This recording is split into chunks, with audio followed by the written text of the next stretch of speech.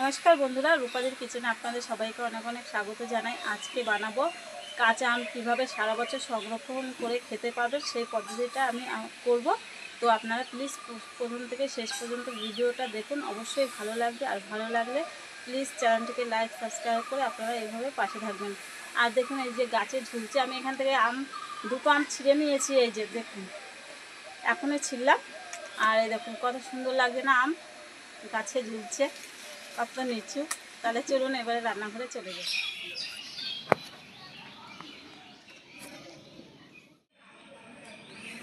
আমগুলো প্রথমে আমি ধুয়ে নেব, মানে জল নিয়েছি, গায়ে যে কষগুলো লেগে আছে ভালো করে ধুয়ে নেব আমগুলো। এই আমগুলো যদি সংরক্ষণ করে রাখা হয় না, সারা বছর আমের ফ্লেভার পাওয়া যাবে আম থেকে, কাঁচা আমের মতন।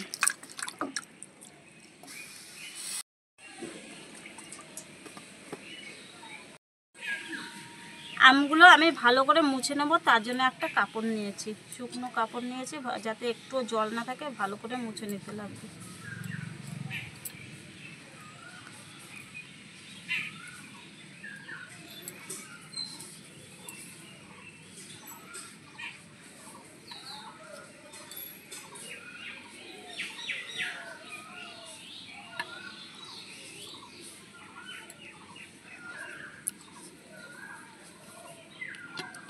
বটিটাকেও আমি ধুয়ে নিয়েছি, বটিটাকেও ভালো করে মুছে নেব।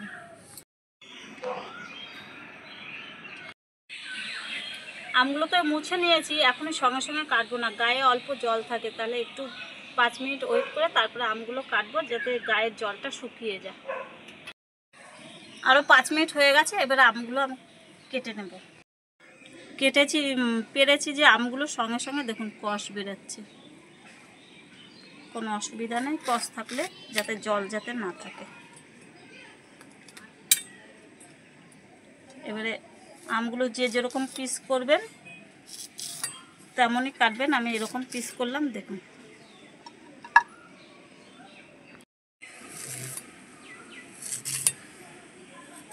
আপনারা যদি চোকলা ছাড়াতে চান তাহলে ছাড়িয়ে নেবেন, আমি কিন্তু চোকলা ছাড়াবো না।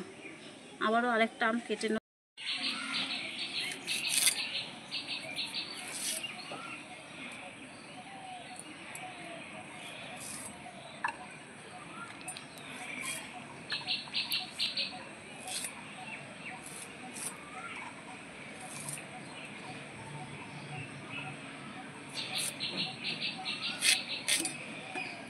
আমগুলো দেখুন কি সুন্দর, পুরো টাটকা আম।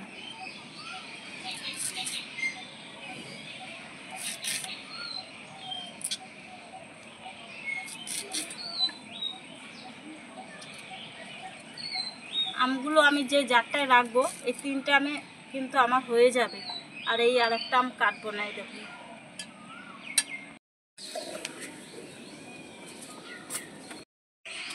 আমগুলো তো আমি সুন্দর করে কেটে নিয়েছি, দেখুন একদম সাদা ধপধপে করছে আমগুলো কাটা হয়ে গেল। এবার উনুনটা জ্বালিয়ে নেব।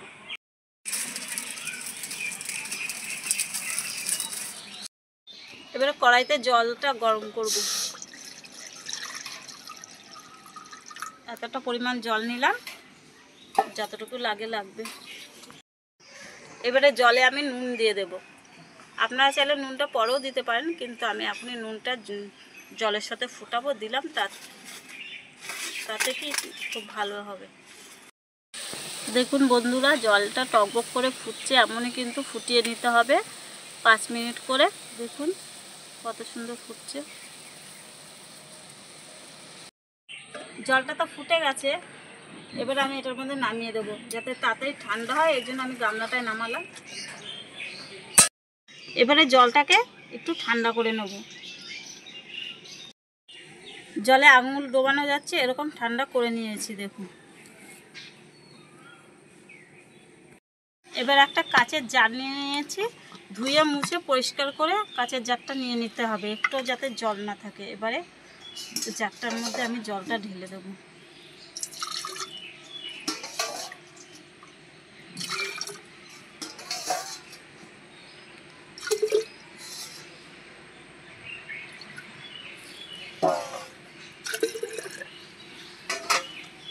এবারে যে আমটা আমি কেটে রেখেছি প্লেটে, এই আমটা আমি এইভাবে করে দিয়ে দেবো।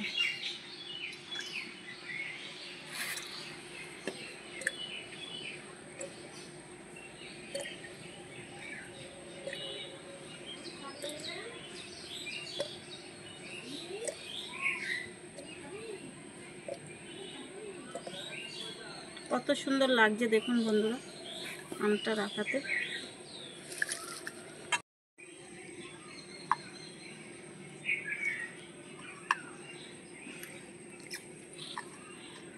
সবুজ আমগুলো সবুজ সাদা লাগছে দেখতে, কতটা সুন্দর লাগছে।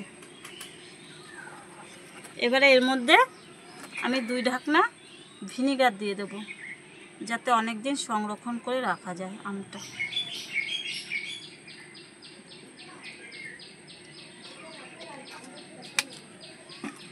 এবার একটু ঝাঁকিয়ে দেবো যাতে সব জায়গায় মিশে যায়। এই আমগুলো সব ধরে যাবে এটার মধ্যে।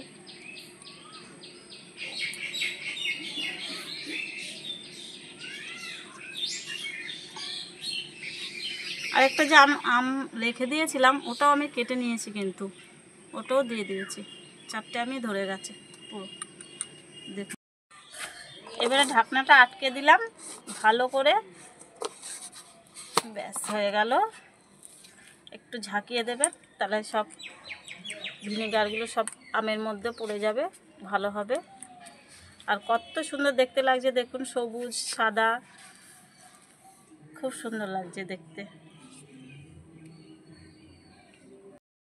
এটাকে আপনারা নর্মাল ফ্রিজে করে সংরক্ষণ করে রাখতে পারেন, বা এমনিও রাখতে পারেন। যাদের ফ্রিজ নেই, কিন্তু রোদ্দুরে দেবেন না, রোদ্দুরে দিলে ভালো হবে না। এইভাবে করে সারা বছর এই আম সংরক্ষণ করে রাখতে পারবেন।